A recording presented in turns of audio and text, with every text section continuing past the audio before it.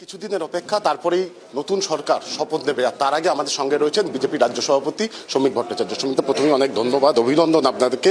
সরকারের প্রথম লক্ষ্য কি হবে? পশ্চিমবঙ্গে আইন শৃঙ্খলার প্রতিষ্ঠা করা। দেশের প্রধানমন্ত্রী বলে গেছেন যে সরকার পরিবর্তনের সঙ্গে সঙ্গে প্রথম ক্যাবিনেটে আয়ুষ্মান ভারতকে পশ্চিমবঙ্গ গ্রহণ করবে। এছাড়াও উনি 5টি কমিটমেন্ট করেছেন, সেটাকে সামনে রেখেই আমরা কাজ করব। কর্মসংস্থানের প্রায় পিছিয়ে গেছে রাজ্য, সেখানে দাঁড়িয়ে কি ব্যবস্থা নেবেন? শিল্পপতিদের কিভাবে নিয়ে আসবে? শিল্পপতিরা আসার জন্য প্রস্তুত আছে। তারা একটা ইনভেস্টমেন্ট ফ্রেন্ডলি গভর্নমেন্ট চেয়েছিলেন, কারণ আমাদের পশ্চিমবঙ্গে সমস্ত কিছু আছে। ইনভেস্টমেন্ট ফ্রেন্ডলি ওয়েদার আছে, আমাদের এখানে ব্রেন আছে, আমাদের এখানে টোপোগ্রাফিক্যাল অ্যাডভান্টেজ আছে, আমাদের 3টে দেশের সঙ্গে আমাদের ইন্টারন্যাশনাল বর্ডার আছে, আমাদের 3টি রাজ্যের সঙ্গে বর্ডার আছে। তো এখানে আনইন্টারাপ্টেড ওয়াটার সাপ্লাই আছে, পাওয়ার সারপ্লাস আছে, এখানে ফার্টাইল ল্যান্ড আছে। কিন্তু যেটা আছে নেই সেটা হচ্ছে ইচ্ছা শক্তির অভাব। যে রাজ্যে আইন শৃঙ্খলা না থাকে, যেখানে জুডিশিয়ারিজ আন্ডার থ্রেট হয়ে যায়, তো স্বাভাবিকভাবেই সেটা বিনিয়োগের পক্ষে উপযুক্ত হয় না। তো সুতরাং বিজেপি জেতার সঙ্গে সঙ্গে সারা পৃথিবীতে একটা বার্তা গেছে, BJP means development. Development and BJP is সিননিমাস।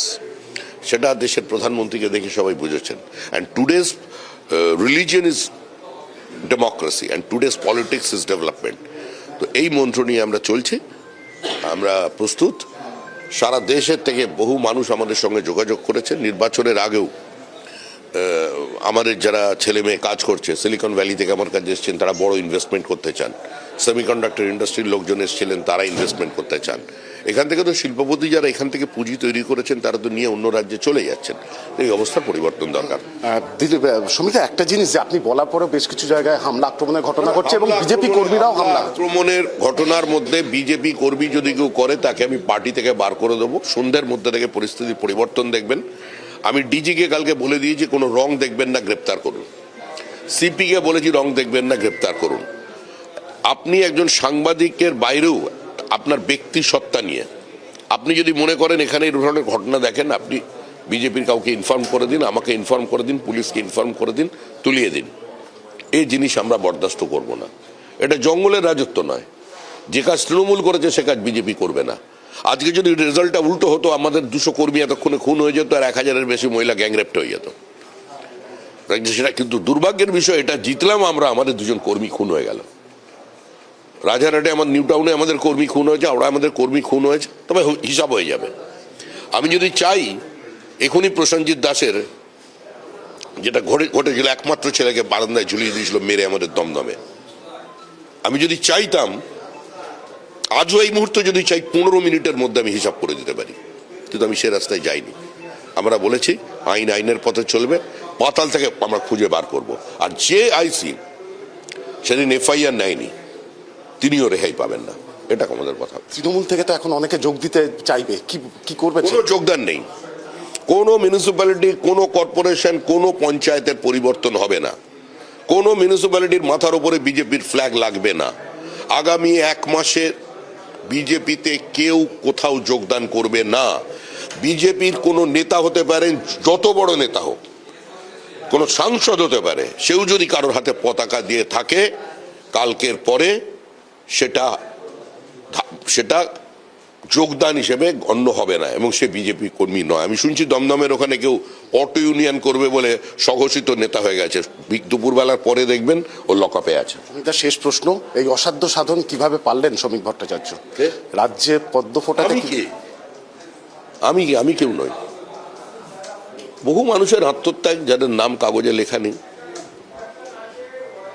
যারা কোনোদিন খবরের কাগজে আসেননি, আমার মতো প্রতিদিন সন্ধ্যায় যাদের টিভিতে দেখা যায় না, তারা পরিবর্তন করেছে। 311 জন কর্মী মারা গেছে, হিসাব করে দেখবেন। তারা পরিবর্তন করেছে। শুরু হয়েছিল সিপিএম এর জমানায়, রাজবলহাটের প্রথম খুন আনন্দমালী,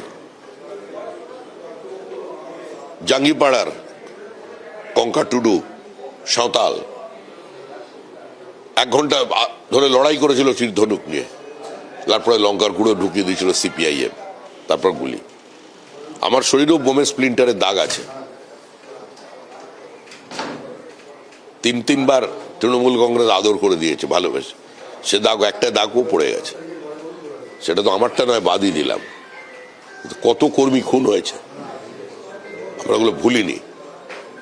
তা এখন ওরা মেরেছিল বলি দুর্বল সিপিএম পেয়ে তাদের খুন করা হবে, তাদের পিটিয়ে মারা হবে?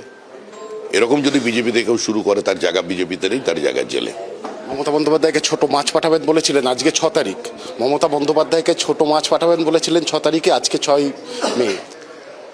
না না, দেখুন সব রেটরিক চলে ভোটের নির্বাচনের সময়, অনেকে কথা বলে। মমতা বন্দ্যোপাধ্যায় রাজ্যের মুখ্যমন্ত্রী ছিলেন, তিনি একজন মহিলা, আর উনি তো এখনো মুখ্যমন্ত্রী আছেন।